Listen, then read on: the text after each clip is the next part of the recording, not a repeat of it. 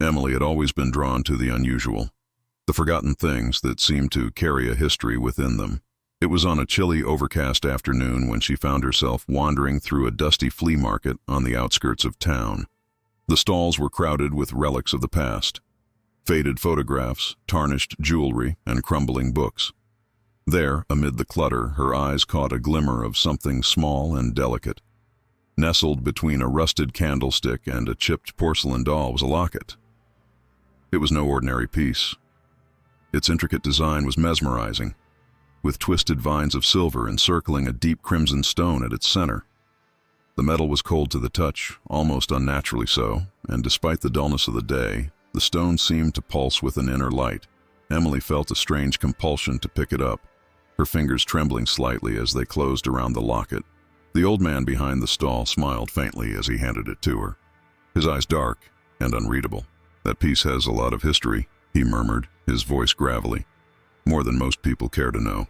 His words sent a shiver down her spine, but she brushed it off, convincing herself that it was just the chill in the air. Back at her apartment, Emily wasted no time in examining her find. The locket was heavier than she had expected, its surface cool even after being held in her hand for so long. The clasp was stubborn, as if it hadn't been opened in years, but with a bit of effort, it finally yielded. Inside was a small, faded photograph of a woman. Her face was stern, almost haunting, with eyes that seemed to bore into Emily's soul. There was something unsettling about the woman's gaze, something that made Emily's breath hitch in her throat. She quickly snapped the locket shut, but the image of those piercing eyes was seared into her mind. That night, Emily couldn't shake the feeling of unease. She told herself it was just the excitement of the day, the thrill of discovering something so unique, but deep down, she knew it was more than that. As she lay in bed trying to drift off to sleep, a faint sound caught her attention. It was barely audible, a soft, rhythmic ticking, like the ticking of a clock. But there was no clock in her room. She sat up, her heart pounding in her chest. The sound seemed to be coming from the direction of the dresser where she had placed the locket. Summoning her courage, Emily got out of bed and slowly approached the dresser. The ticking grew louder with each step, resonating through the stillness of the room. She hesitated before opening the drawer, her fingers trembling as they grasped the handle. When she finally opened it, the ticking stopped abruptly, leaving an eerie silence in its wake. The locket lay there, undisturbed, yet the room felt heavy, oppressive, as if the very air was pressing down on her. A cold sweat broke out on her skin, and she quickly shut the drawer, backing away as a sense of dread began to creep over her. Emily tried to convince herself that it was just her imagination, that there was nothing to fear. But as the night wore on, the feeling of unease only grew stronger. She tossed and turned, her mind replaying the events of the day. Each time she closed her eyes, she saw the face of the woman in the locket, those cold, unblinking eyes staring back at her. The unease transformed into something darker, more sinister, as if the locket had brought a shadow into her life, a presence that lurked just out of sight, waiting. In the early hours of the morning, Emily finally fell into a restless sleep. But even in her dreams, there was no escape. She found herself standing in a vast, empty field under a blood-red sky, the locket hanging heavy around her neck. In the distance, she could see the outline of a figure, a woman shrouded in shadow, her eyes glowing with an unnatural light. The figure began to move toward her, slow and deliberate, and with each step, Emily's fear grew until it was all-consuming. She wanted to run, to scream, but her body was frozen in place, her voice caught in her throat. The woman drew closer, and as she did, the ground beneath Emily's feet began to crumble, opening into a dark, bottomless void. Emily awoke with a start, her heart racing, her body drenched in sweat. The morning light filtered through the curtains, but it did little to chase away the lingering sense of terror. The dream had felt too real, too vivid, as if it had been more than just a figment of her imagination. And there, on her dresser, the locket seemed to glint menacingly in the light, a silent reminder that the unease she felt was only the beginning. As the days passed, Emily's unease deepened into something more sinister, a gnawing sense of dread that she couldn't shake. It began with small, almost imperceptible changes. Objects in her apartment weren't where she remembered leaving them. A book she'd placed on the coffee table was now on the shelf. A cup she'd left in the kitchen appeared in the living room.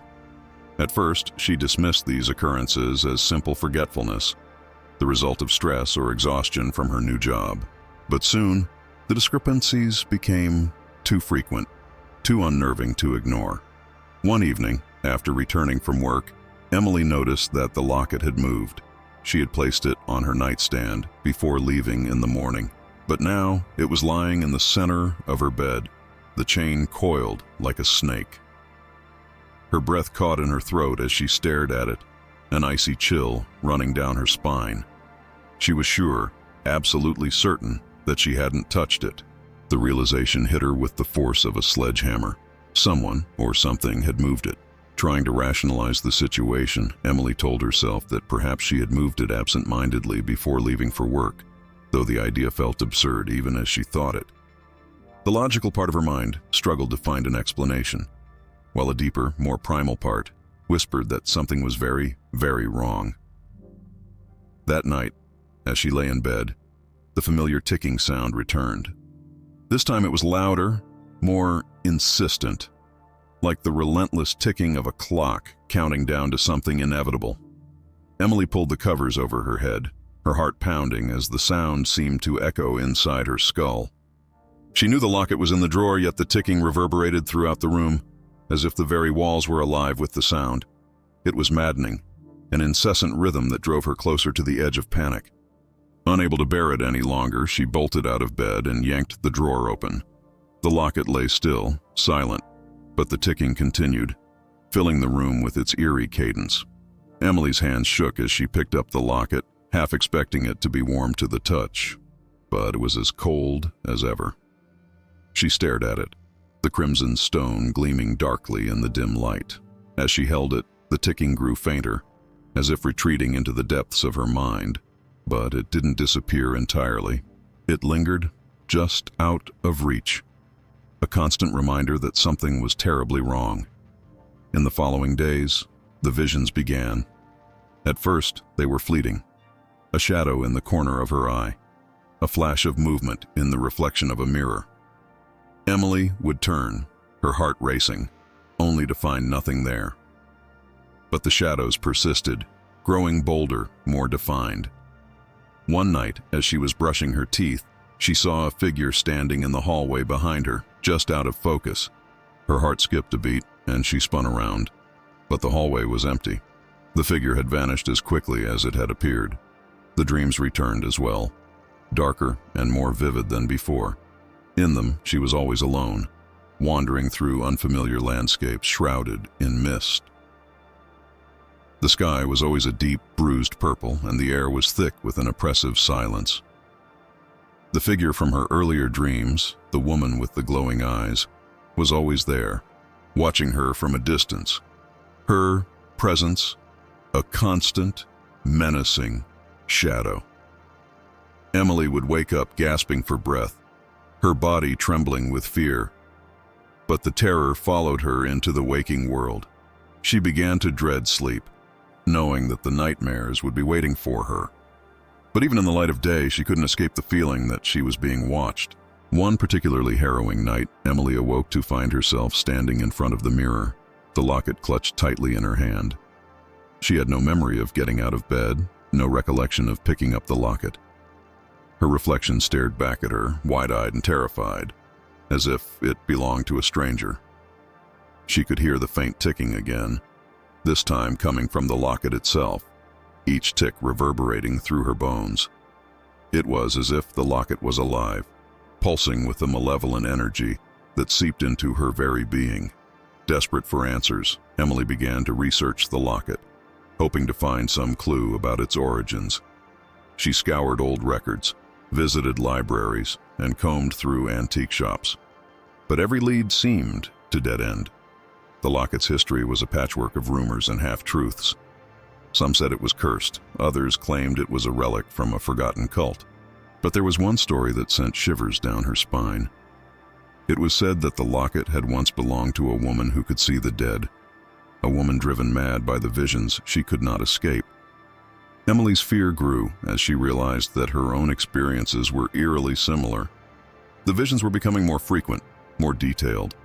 She saw faces now, pale, ghostly faces with hollow eyes that stared at her with an intensity that made her blood run cold. They would appear in the darkness of her apartment, just beyond the reach of the light. And in her dreams, they crowded around her, whispering things she couldn't understand. The line between reality and nightmare was blurring, and Emily began to question her own sanity. The locket had opened a door to something dark and terrible, and now it seemed that whatever was on the other side was reaching out to claim her. The final straw came one night when Emily was jolted awake by the sound of voices. They were faint at first, indistinct murmurs that seemed to come from everywhere and nowhere all at once. As she strained to listen, the voices grew clearer, more insistent. They were calling her name. Terrified, Emily sat up in bed, her heart pounding in her chest. The room was pitch dark, the air thick with a suffocating tension. The voices grew louder, closer, until they were all around her. A cacophony of whispers and cries. She could feel their breath on her skin, cold and clammy, as if a dozen unseen figures were crowding around her bed. In a blind panic, Emily grabbed the locket from her nightstand and hurled it across the room. The voices stopped abruptly, leaving a deafening silence in their wake. She sat there, trembling, her breath coming in ragged gasps. The locket lay where it had fallen, the crimson stone glowing faintly in the darkness. A malignant presence that seemed to taunt her. Emily realized with dawning horror that she was no longer alone in her own mind. The locket had brought something with it, something that was slowly, insidiously taking over her life. The mystery of the locket was not just in its history, but in the power it held over her. A power that was growing stronger by the day. And as the shadows lengthened and the whispers grew louder, Emily knew that whatever was coming for her, it was only just beginning. Emily's life began to unravel as the locket's influence tightened its grip on her mind. The once vibrant and sociable young woman became a shadow of her former self, retreating into the solitude of her apartment, which now felt more like a prison than a home. She avoided her friends' calls, skipped work, and disconnected from the world outside. The locket had become an obsession, a dark presence that consumed her thoughts, pulling her deeper into a spiral of fear and paranoia. Her apartment, once a sanctuary, transformed into a labyrinth of dread. Every shadow seemed to hold a secret, every creak of the floorboards a whispered threat. Emily found herself constantly on edge, flinching at the slightest sound, her nerves frayed to the breaking point. The wall seemed to close in on her, the rooms shrinking until they felt like claustrophobic tombs. And the locket, always the locket, lay at the center of it all, a malevolent force that had twisted her reality into a waking nightmare. One night, as she sat in the dim light of her living room, Emily began to sift through the few fragments of information she had gathered about the locket. The rumors, the old stories, none of it made sense. But she couldn't shake the feeling that they held some key to her plight. She spread out the papers she had collected, notes scrawled in a desperate hand, old photographs, and copies of faded newspaper articles. Each piece was a part of a puzzle that refused to fit together, taunting her with its incompleteness. The faces in the photographs seemed to stare back at her, their expressions inscrutable, as if they knew something she did not. There was one picture in particular that sent a chill down her spine. A group photo taken in what appeared to be a seance. The participants gathered around a table, their hands joined. At the center of the table, partially obscured by shadows, was an object that looked eerily like the locket. Emily leaned in closer, her heart pounding as she recognized the familiar shape. The people in the photograph were long dead, but their eyes seemed alive, watching her with an intensity that made her feel exposed, vulnerable. The visions continued to plague her, more vivid and terrifying with each passing day. They were no longer confined to her dreams. They bled into her waking life, intruding on her thoughts, distorting her perceptions. The line between what was real and what was not blurred until she could no longer tell the difference. She would catch glimpses of figures in the corners of her vision, standing just outside the reach of the light. When she turned to face them, they were gone, leaving only the cold echo of their presence behind.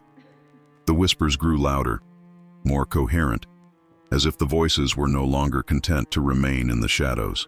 They spoke in a language she couldn't understand, a guttural, ancient tongue that sent shivers down her spine.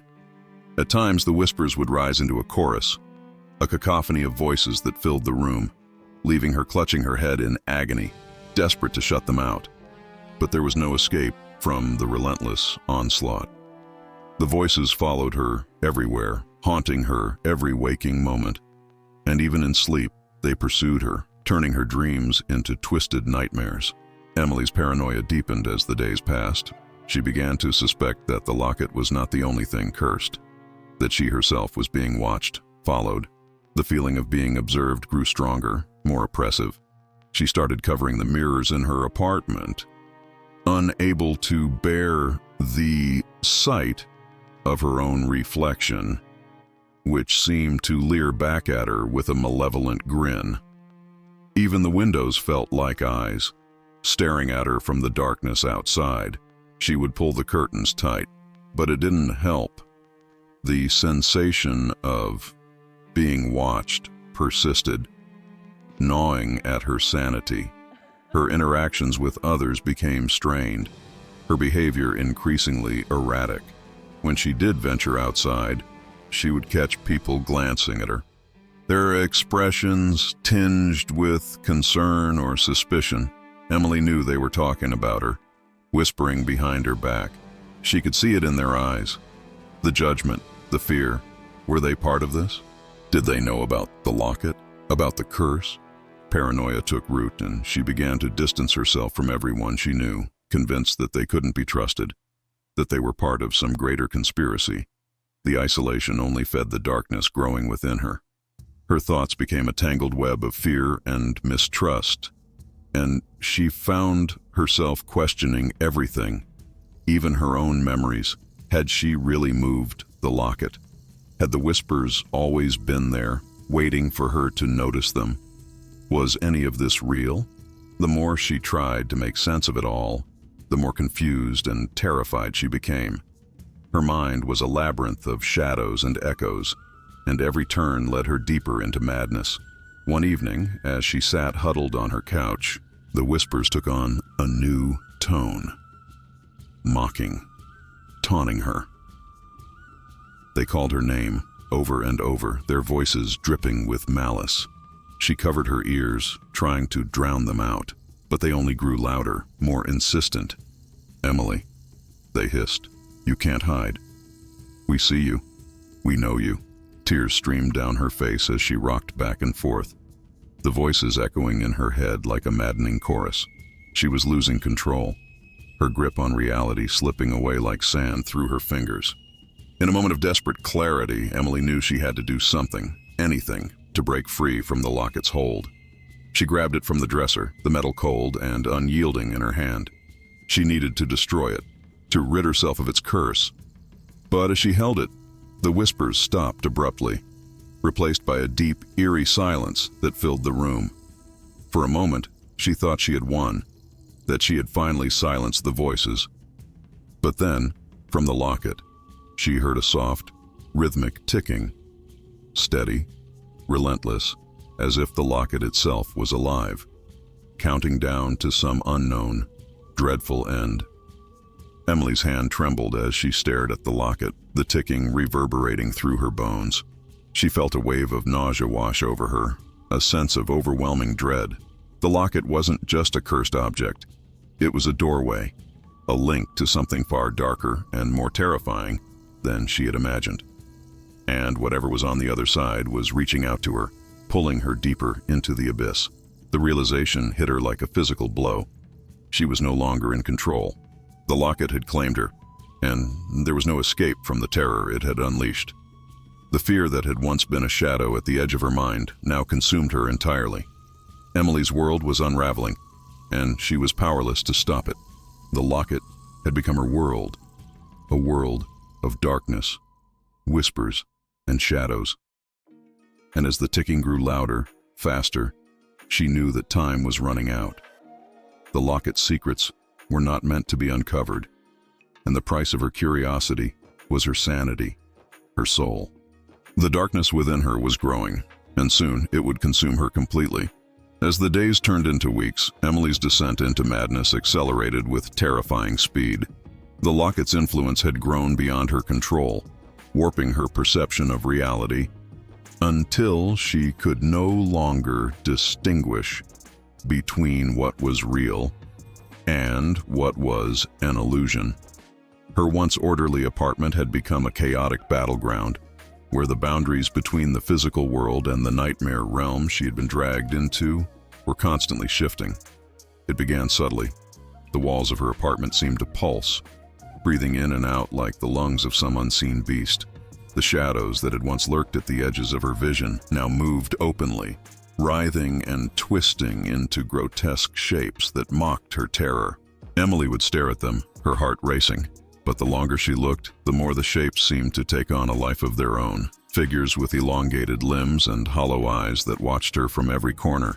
She would blink, and they would be gone, leaving only the cold sweat on her skin and the rapid thudding of her heart as evidence of their presence. Her reflection in the mirror had become a stranger. At first, it was just a fleeting impression, a slight delay between her movements and the reflections, a subtle smirk that didn't quite belong. But soon the changes became impossible to ignore. Emily would catch her reflection staring at her with a malevolent gleam in its eyes, its smile widening into something unnatural, something predatory. The reflection would move when she didn't, tilting its head in curiosity, as if examining her with a cold, clinical interest. It was no longer a mere reflection. It had become a doppelganger, a twisted version of herself that seemed intent on replacing her. Sleep offered no refuge. Every night, Emily found herself in the same dream, a vast, desolate landscape under a sky that bled red. The ground beneath her feet was soft and yielding, as if it were alive, and the air was thick with the stench of decay. In the distance, she could see a figure, always the same figure, a woman, her face obscured by shadows, standing silently, with a locket hanging from her neck. No matter how fast Emily ran, she could never reach the woman. The landscape would stretch endlessly before her, the figure remaining just out of reach, a taunting, elusive specter. And always, always, the whispers would follow her, growing louder with each step, urging her to come closer, to join them. But it wasn't just the dreams that tormented her. Even in her waking hours, the locket's curse followed her relentlessly. The ticking sound, which had once been a faint background noise, now dominated her life. It was inescapable, a constant, maddening rhythm that echoed through her skull, drowning out her thoughts and driving her to the brink of insanity. She would tear her apartment apart, searching for the source, convinced that there was some hidden clock, some device that was tormenting her. But there was nothing. The sound was coming from within her, a relentless metronome marking the time she had left before the darkness consumed her completely. As the ticking grew louder, so did the visions. They became more intense, more horrifying. Emily would see things that shouldn't exist. Figures crawling out of the walls, their eyes glowing with malevolent intent. Faces appearing in the windows, pressing against the glass, their mouths open in silent screams. And always, the woman from her dreams, standing at the foot of her bed, watching her with cold, dead eyes. The woman never spoke, never moved, but her presence filled the room with an overwhelming sense of dread. Emily would lie frozen in bed, too terrified to move, her heart hammering in her chest as the woman's gaze bore into her soul. Her isolation deepened as her paranoia grew. Emily was convinced that she was being watched, that the locket had attracted the attention of something far more dangerous than she could comprehend. She began to cover every reflective surface in her apartment, afraid of what she might see looking back at her. The curtains were drawn tight, blocking out the outside world, which had become just as terrifying as the one within her home. She no longer trusted the people around her. convinced that they were in league with the locket, part of some grand conspiracy to drive her mad. One evening, as she sat curled up on the couch, clutching the locket in her hand, she heard a voice. It wasn't like the whispers she had grown accustomed to. This voice was clear, distinct, and it was coming from the locket itself. It spoke in a low, soothing tone, promising her peace, offering her freedom from the torment. All she had to do was open the locket, it said, and all her fears would vanish. But Emily knew better. She had seen what lay inside the locket, the cursed photograph, the woman with the hollow eyes.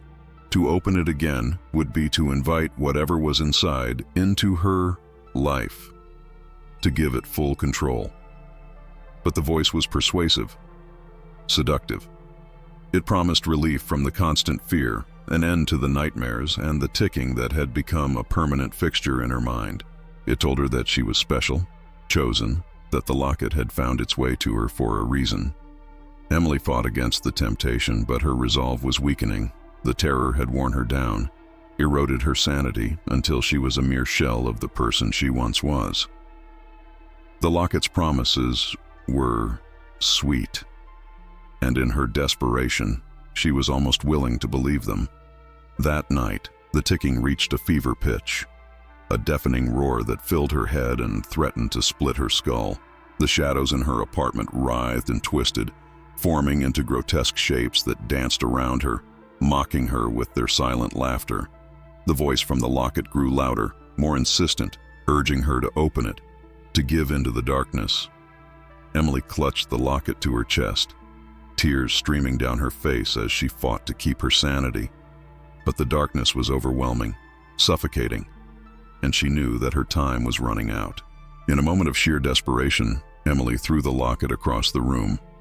It hit the wall with a dull thud and fell to the floor, the ticking stopping abruptly as it lay there, silent and still. For a brief, fleeting moment, she felt a glimmer of hope. Perhaps she had broken the curse. Perhaps she was free. But then, from the shadows, the woman appeared, her figure more solid, more real than ever before. She walked slowly towards the locket, her movements smooth and deliberate, her eyes locked onto Emily's. When she reached the locket, she bent down and picked it up, her cold fingers caressing the metal as she slowly opened it. Emily watched in horror as the woman raised the locket to her lips and whispered something into it, her voice too low for Emily to hear. The woman's eyes never left Emily's as she snapped the locket shut and held it out towards her. In that moment, Emily knew that there was no escape. The locket had claimed her, and there was nothing she could do to stop it. The ticking resumed, louder than ever, a relentless countdown to her inevitable fate. The shadows closed in around her, the walls of her apartment twisting and warping into a nightmarish landscape. Emily's vision blurred as the room spun around her, the darkness swallowing her whole. The last thing she saw before everything went black was the woman's face, twisted into a cruel smile, the locket glowing in her hand. And then, there was nothing. Only the darkness, the ticking, and the endless, suffocating terror that would haunt her for the rest of her days. As Emily descended further into her waking nightmare, the need to understand the Locky, dark secrets became an all-consuming obsession. Her once organized thoughts were now a chaotic swirl of terror, paranoia, and the desperate search for answers. She was convinced that solving the mystery of the locket was the only way to escape the horrors that had taken root in her life. But with each step she took toward uncovering the truth, the enigma of the locket grew more tangled and incomprehensible, driving her deeper into despair. Emily's apartment, once a refuge, had become a shrine to her obsession. The walls were covered with frantically scribbled notes, photographs, and clippings she had gathered in her quest for understanding. Her computer screen flickered with endless searches for anything that might shed light on the locket's origins. But the more she uncovered, the less sense it made. The locket's history was shrouded in layers of contradiction, myth, and superstition. One source claimed it had belonged to a 19th century medium who used it to communicate with the dead. Another insisted it was a cursed object passed down through generations of a family plagued by madness. Each new discovery only added to the confusion, as if the locket itself was warping reality to keep its secrets hidden. The ticking of the locket had become a constant in Emily's life, a relentless metronome that synchronized with her growing fear. She could hear it in her sleep, in the silence of the night, even in her own heartbeat. It was as if the locket was counting down to something terrible and inevitable. She began to believe that the ticking was not just a sound, but a language, a message that she needed to decipher before it was too late. But every attempt to decode its meaning left her more bewildered and frightened. Emily's mind was now a maze of doubt and fear, each turn leading her deeper into the labyrinth of her own madness. She started to question her own memories. Had the locket really moved on its own, or had she imagined it? Were the voices and visions real, or just figments of a fractured psyche? The enigma was not just in the locket, but in her own perception of reality, which had become as fluid and mutable as a dream. She would stare at the locket for hours, searching for some clue, some key to unlock its mysteries, but all she found was the reflection of her own haunted eyes in the polished surface. Her isolation from the outside world was nearly complete. She no longer answered calls or messages, fearing that whoever was on the other end was somehow connected to the locket's curse. Her apartment had become a fortress, sealed off from the world, where she could focus entirely on her search for answers. But the more she withdrew, the more the locket's influence grew. The shadows in her apartment seemed to take on a life of their own, shifting and writhing in ways that defied logic. Objects would disappear only to reappear in places she was certain she had already searched. The voices in her head became more persistent, more coherent, filling her with a sense of dread that was impossible to shake. One night, as she sat surrounded by the chaotic remnants of her research, Emily noticed something she had missed before, a small, barely visible inscription on the back of the locket. It was a single word, etched so finely into the metal that it was almost imperceptible. Anima. The word sent a chill through her, as if she had uncovered something she was never meant to find. She knew the word from her studies. It was Latin, meaning soul or spirit. The discovery filled her with a new sense of urgency and fear. What did it mean? Was the locket tied to a soul, perhaps her own? Or was it a vessel for something far more sinister? Desperate for answers, Emily turned to the internet, searching for any connection between the word anima and the locket. Her search led her down dark paths, through forums and websites dedicated to the occult and the paranormal. She found references to ancient rituals, stories of souls trapped in objects, and warnings about the dangers of tampering with things that should be left alone. But none of it was concrete. None of it gave her the clarity she so desperately needed. Instead, it only deepened the mystery, making her feel as if she was teetering on the edge of a vast, unknowable abyss. Her dreams became more intense, more terrifying. The figure of the woman from her earlier dreams was now ever present, her face still obscured, but her presence more oppressive.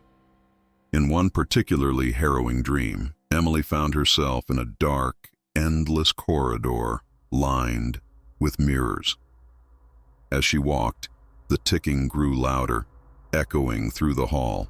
The mirrors reflected not just her, but countless versions of herself, each one more distorted and twisted than the last. When she reached the end of the corridor, she found the woman waiting for her, holding the locket. The woman's face was still hidden in shadow, but her eyes glowed with an unnatural light. She extended the locket towards Emily, and as she took it, the world around her shattered, plunging her into darkness. Emily awoke in a cold sweat, the ticking louder than ever, now seemingly emanating from within her own body. She could feel it in her chest, a rhythmic pounding that matched her heartbeat. The word anima echoed in her mind, a constant reminder of the enigma she was no closer to solving. The fear that had once been a background hum was now a deafening roar, consuming her every thought. She was running out of time, and she knew it. The locket held the answers, but every attempt to unlock its secrets only brought her closer to madness. In a last desperate attempt to understand, Emily decided to perform a ritual she had read about in one of the old books she had collected. It was a dangerous, forbidden rite, one that promised to reveal the truth, but at a terrible cost. She gathered the necessary items, a candle, a mirror, and the locket, and set them up in a circle in the middle of her living room.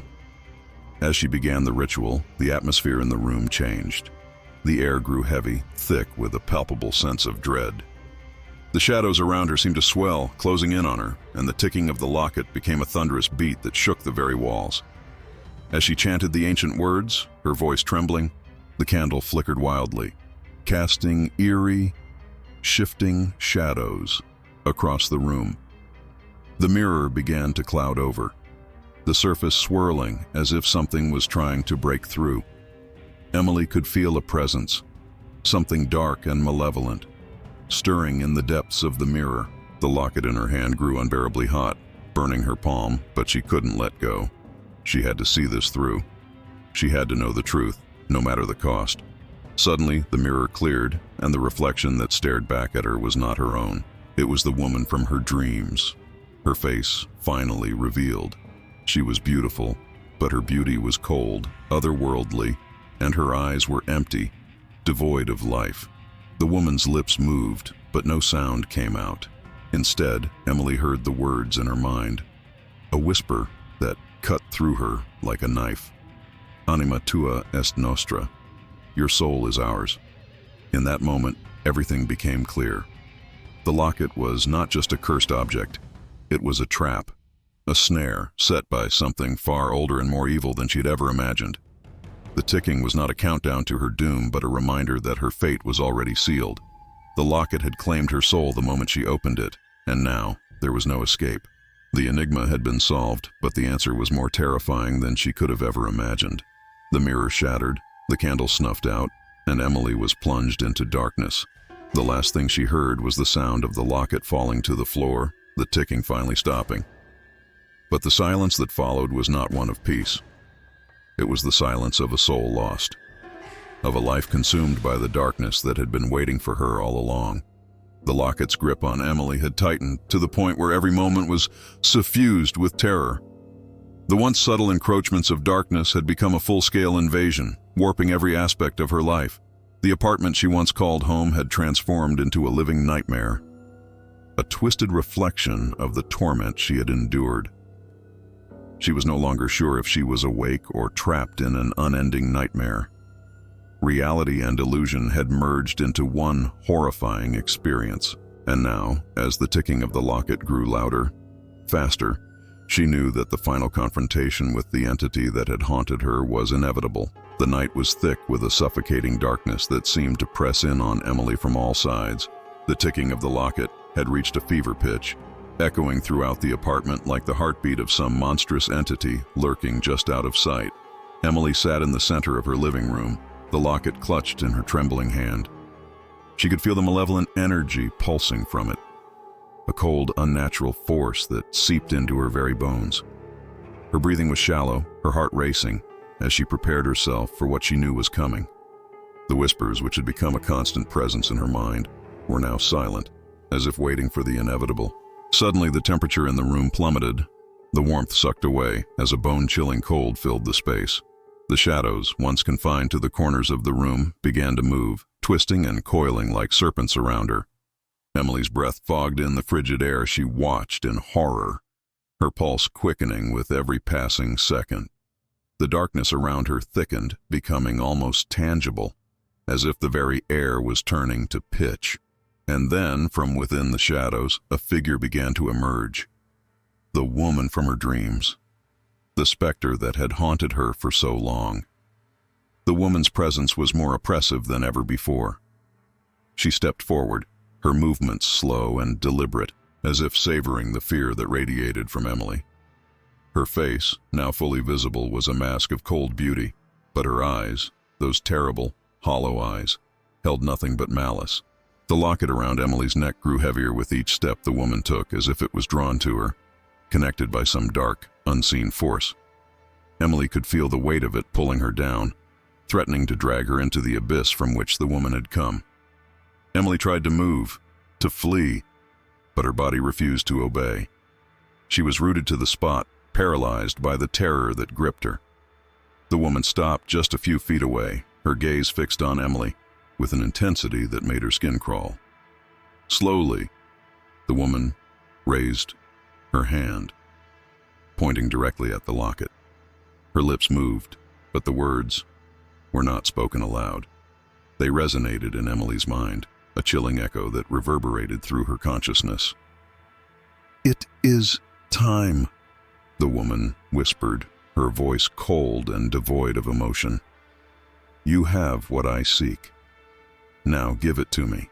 Emily's hand clenched around the locket instinctively, her mind screaming at her to resist, to fight.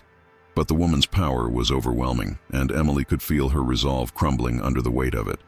The locket, which had once felt like an anchor to reality, now felt like a shackle, binding her to the will of the entity before her.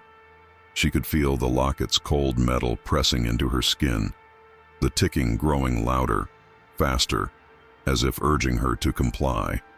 In a desperate bid for control, Emily shook her head, tears streaming down her face as she mouthed a silent no. But the woman's expression remained unchanged, her eyes boring into Emily's soul. The pressure in the room intensified, the air growing thicker, more oppressive, until it felt as though Emily was being crushed from all sides. Her vision blurred, her breath coming in short, ragged gasps as the darkness closed in around her. The ticking of the locket was deafening now, each tick a hammer blow to her sanity. The woman took another step forward, her hand outstretched, and Emily felt a searing pain shoot through her chest. It was as if the locket was burning her from the inside out, the heat radiating through her body, igniting every nerve with excruciating agony. Emily cried out, the sound torn from her throat as she fell to her knees, clutching the locket in a desperate attempt to tear it from her neck. But the chain had fused to her skin, the metal biting into her flesh as the locket pulsed with a sinister energy. The room around her began to warp, the walls twisting and contorting as reality itself seemed to unravel. The shadows that had once lurked at the edges of her vision now swarmed around her, forming a dark vortex that threatened to consume her entirely. The woman loomed over her, her presence filling the room with an unbearable weight, her gaze never leaving Emily's. "You cannot resist," the woman's voice echoed in Emily's mind. "Your soul is already mine." In that moment, something inside Emily snapped. The fear, the despair, the madness, all of it coalesced into a single burning desire to survive, to fight back against the darkness that had claimed her life. With a surge of strength born from desperation, Emily gripped the locket with both hands and pulled with all her might. The pain was indescribable, a searing, white-hot agony that tore through her like a bolt of lightning. But she didn't stop. She couldn't stop. She had to break free. With one final desperate tug, the chain snapped and the locket was torn from her neck. The moment the locket was separated from her body, the room exploded with a blinding light, the shadows shrieking as they were driven back. The woman let out a blood-curdling scream, her form dissolving into the darkness as the light consumed her. The force of the explosion knocked Emily backward, sending her crashing to the floor. The locket flew from her hands, landing with a metallic clink several feet away. For a moment, there was silence. Blessed, merciful silence. Emily lay on the floor, gasping for breath, her body trembling from the shock and pain. The room around her was still, the oppressive darkness gone, replaced by the soft, flickering light of the candles she had lit earlier. She could feel the cool air against her skin, the ticking of the locket finally silenced. But the relief was short-lived. As Emily slowly pushed herself up, her eyes fell on the locket lying on the floor. It was no longer glowing, no longer pulsing with that dark energy. But as she reached out to pick it up, a deep, primal fear gripped her. The locket was still an enigma, its power diminished, but not destroyed. And in the back of her mind, she knew that this was not the end. The entity that had haunted her, the darkness that had nearly consumed her, was not gone. It was merely waiting, biding its time. Emily hesitated, her hand hovering over the locket. She knew that she should destroy it, that she should rid herself of the cursed object once and for all. But something stopped her, a nagging doubt that whispered in her ear, telling her that the locket was not done with her yet. The ticking might have stopped, but the silence that replaced it was filled with an ominous tension, as if the locket was holding its breath, waiting for her next move. With trembling fingers, Emily picked up the locket, her heart pounding in her chest. The metal was cool to the touch, as if it had never been the source of the unimaginable terror she had endured. She turned it over in her hands, her mind racing as she tried to decide what to do. But before she could make a decision, the locket began to hum softly, a low, almost imperceptible vibration that sent a chill down her spine. Emily's eyes widened in horror as she realized that the locket was not finished with her. The entity that had nearly claimed her soul was still there, lurking just beneath the surface, waiting for another chance to break free. The ticking had stopped, but the enigma remained. An unsolved puzzle that held her fate in its cold, metallic grasp. In that moment, Emily knew that the nightmare was far from over. The locket's power might have been diminished, but it was still there, a ticking time bomb that could go off at any moment. The final confrontation might have passed, but the war was far from won. The darkness that had haunted her was still out there, waiting, watching, and she knew that it would return. With a sense of dread that settled deep in her bones, Emily closed her hand around the locket and stood up. The room around her was quiet, the shadows gone, but the fear that had taken root in her heart remained. She had survived the confrontation, but the locket's enigma had not been solved. And as she stood there, the locket clutched in her hand, she realized that the terror would never truly end.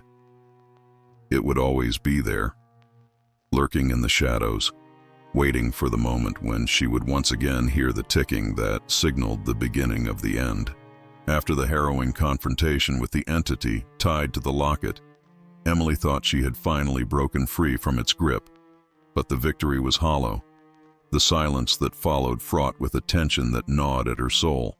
The ticking had stopped, the woman had vanished, but the fear that had consumed her was still there, lurking just beneath the surface. The apartment, once a battleground, now felt like a crypt, cold, silent, and filled with the remnants of a terror that refused to let go. In the days that followed, Emily tried to resume some semblance of a normal life. She forced herself to eat, to sleep, to reach out to friends she had pushed away in her madness, but nothing felt right. The world around her was muted, drained of color and life. The shadows that had once been her tormentors were gone, but in their place was a crushing emptiness that she couldn't shake. It was as if the locket had taken something from her, something vital, and left her hollow. The locket itself lay hidden away in a drawer, buried under layers of clothing. She couldn't bring herself to destroy it, couldn't bear the thought of touching it again, yet she couldn't throw it away either. It was a constant, unspoken presence in her life, a reminder of the horror she had endured. Sometimes, late at night, she thought she could hear it humming softly, a faint vibration that sent shivers down her spine. But when she checked the drawer, it was always still, silent, as if mocking her fear. Emily's dreams were no longer the vivid nightmares that had tormented her before. Now, they were filled with a quiet, insidious dread, endless corridors, empty rooms, a feeling of being watched by unseen eyes. The figure of the woman was gone, but her absence was almost worse than her presence. It was as if something was missing, something crucial that Emily couldn't quite grasp. The dreams left her feeling adrift, disconnected from reality, as if a part of her had been left behind in that dark, twisted world. As time passed, Emily began to notice strange things happening around her. Objects would move on their own, lights would flicker, and she would catch glimpses of movement in the corners of her vision. At first she dismissed these occurrences as remnants of her trauma, the aftershocks of the nightmare she had survived. But as they grew more frequent, more unsettling, she could no longer ignore them. The locket's curse had not been broken. It had simply changed. taking on a new, more insidious form. One evening, as she sat in her living room trying to focus on a book, she felt a cold breeze brush against her skin. The windows were closed, the doors locked, but the air around her had grown frigid, sending a chill through her bones. She looked up, her heart pounding, and saw the shadows gathering in the corners of the room, darkening and coiling like smoke. Panic seized her, and she stood up, backing away from the creeping darkness that seemed to be closing in on her. The ticking started again, soft at first, but growing louder with each passing second. It was coming from the drawer where she had hidden the locket, a rhythmic beat that echoed through the silent room. Emily's breath caught in her throat as the shadows continued to spread, the darkness swallowing the light. The walls, everything. The room around her seemed to shrink, the space compressing until she felt as though the walls were closing in on her. The air grew thick, heavy, pressing down on her chest until it was a struggle just to breathe. And then she heard it, the voice. It was faint, barely a whisper, but unmistakable. It was the woman, the specter that had haunted her for so long. "You cannot escape," the voice whispered, cold and emotionless. "We are bound, you and I, forever." Emily's heart raced as the shadows pressed closer, the darkness now a living thing, crawling toward her like a tide of black ink. She could feel the cold seeping into her skin, numbing her, paralyzing her with fear. The ticking was louder now, faster, a relentless pulse that filled her mind, drowning out her thoughts.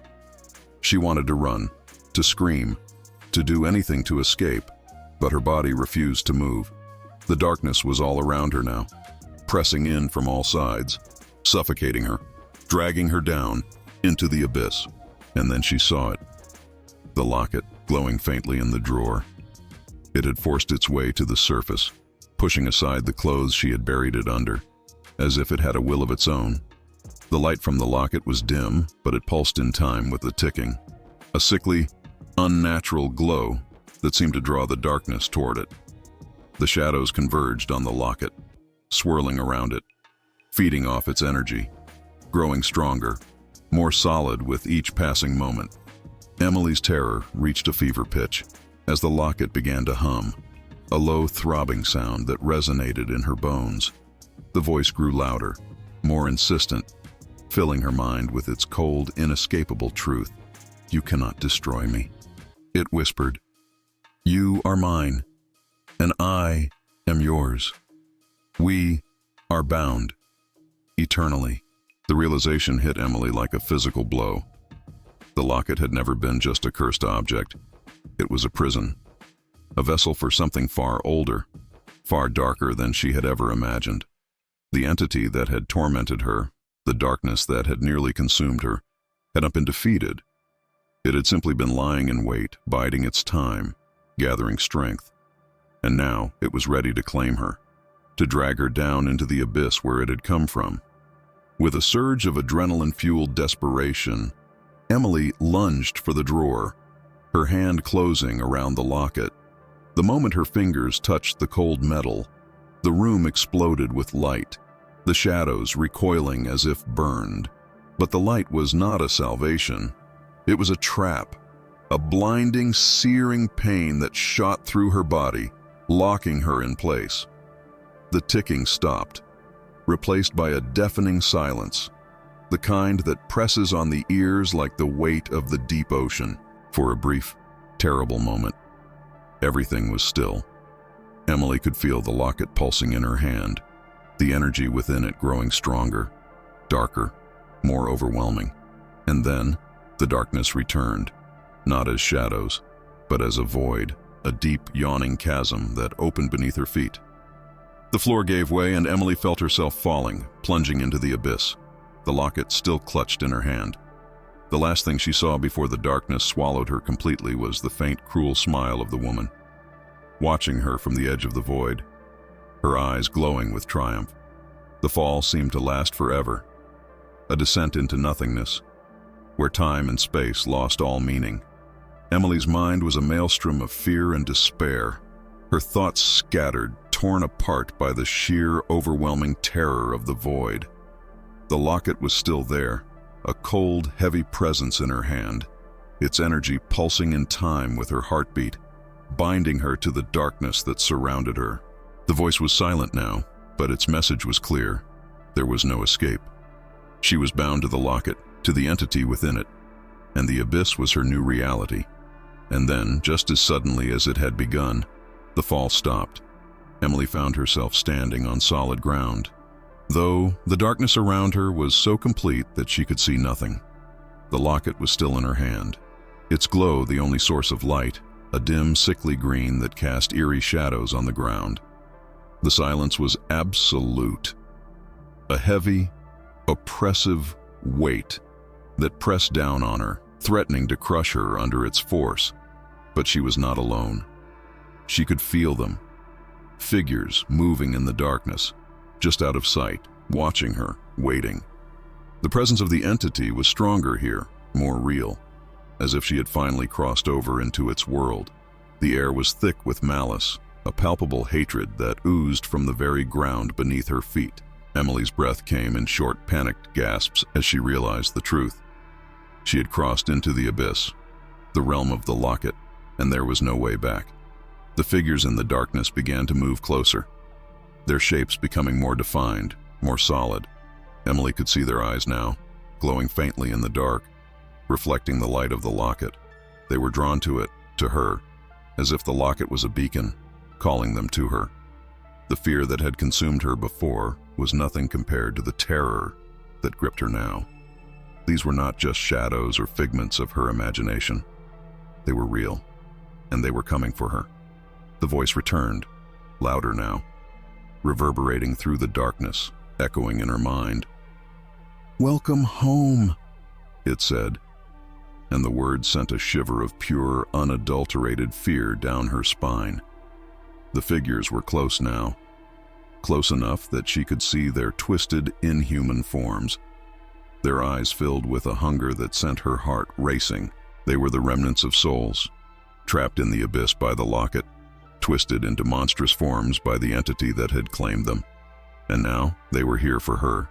Emily's body shook with terror as the figures reached out to her, their cold, clammy hands closing around her arms, her legs, pulling her down into the dark.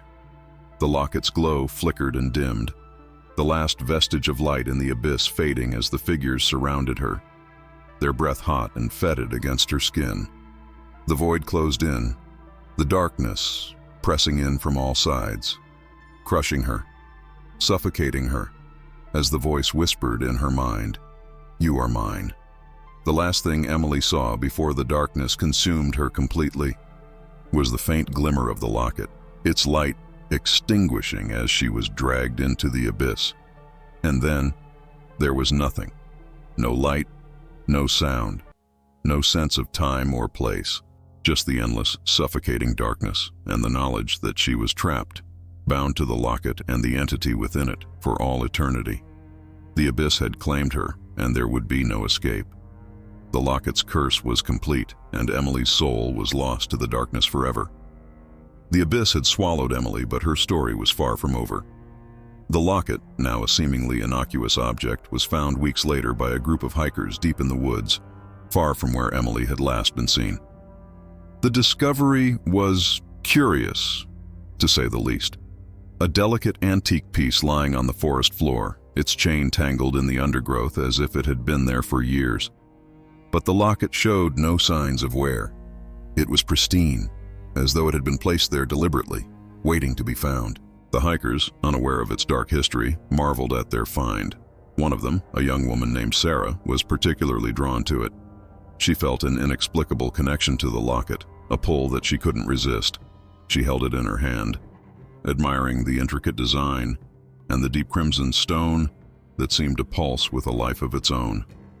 When she opened it, she found a small, faded photograph inside, a woman's face, stern and haunting, with eyes that seemed to stare into her very soul. Sarah felt a shiver of unease, but she brushed it off, telling herself it was just her imagination. That night, Back at their campsite, Sarah couldn't stop thinking about the locket. She turned it over in her hands, studying every detail, wondering who it had belonged to and how it had ended up in the middle of the woods. But as the hours passed, a growing sense of dread began to settle over her. The fire crackled softly in the background, but the warmth did little to chase away the chill that crept into her bones. The shadows around the campsite seemed to lengthen, closing in as the night grew darker, and Sarah couldn't shake the feeling that they were being watched. Sleep did not come easily. When Sarah finally drifted off, her dreams were filled with images of the woman in the photograph.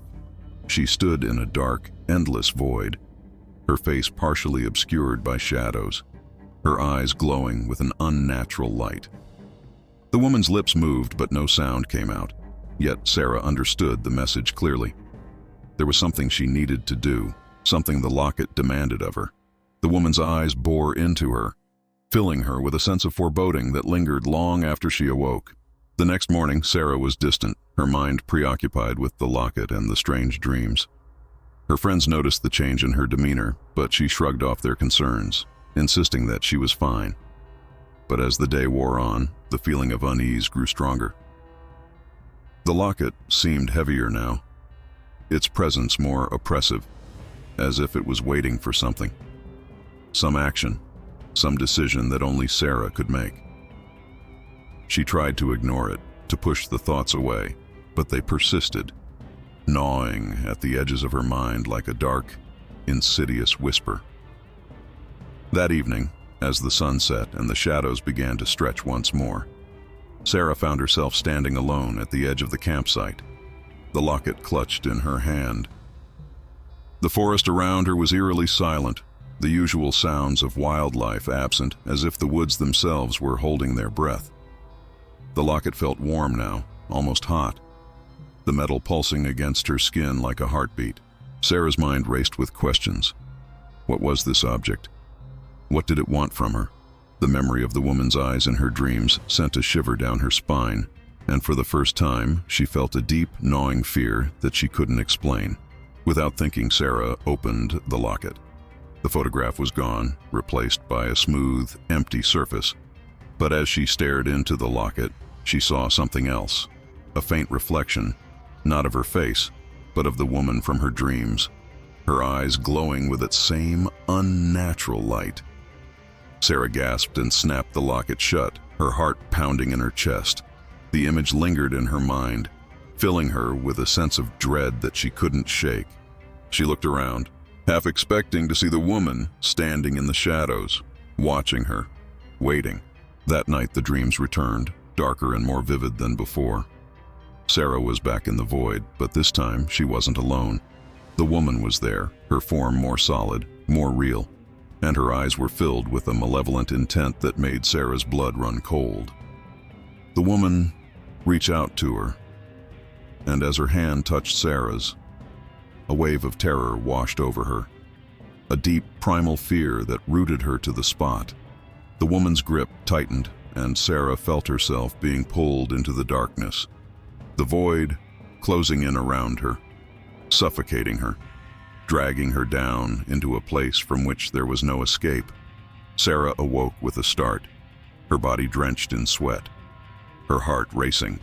The locket was still in her hand, its weight a constant, oppressive reminder of the nightmare that now haunted her waking hours. She knew, deep down, that the locket was cursed, that it had brought something dark and terrible into her life. But what could she do? She couldn't just leave it behind.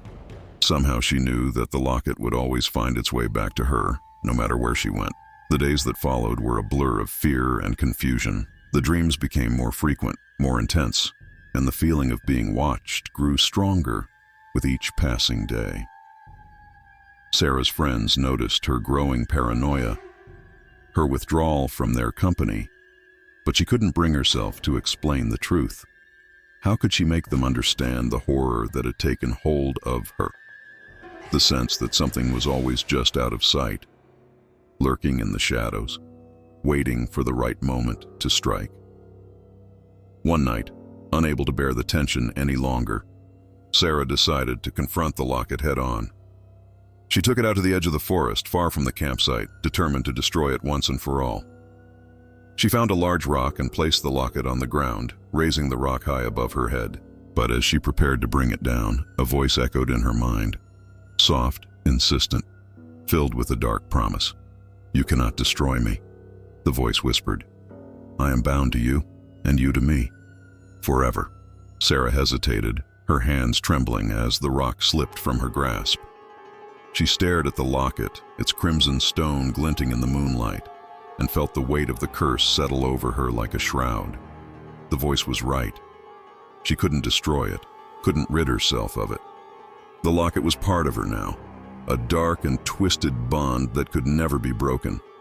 With a sense of resignation, Sarah picked up the locket and slipped it back around her neck.